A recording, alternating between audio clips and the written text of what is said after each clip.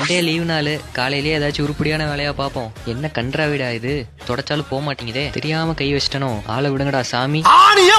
சரி, உட்காந்து நியூஸ் பேப்பரையாச்சும் படிப்போம். நாட்டு நிலவரம்லாம் எப்படி போயிட்டு இருக்கு?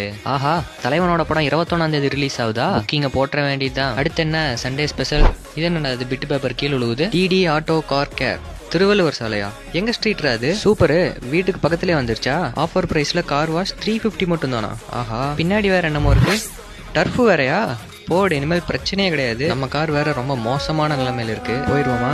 அம்மா, அந்த கார் சாவி எடுத்து போடுங்க. வந்துட்டோம்ல.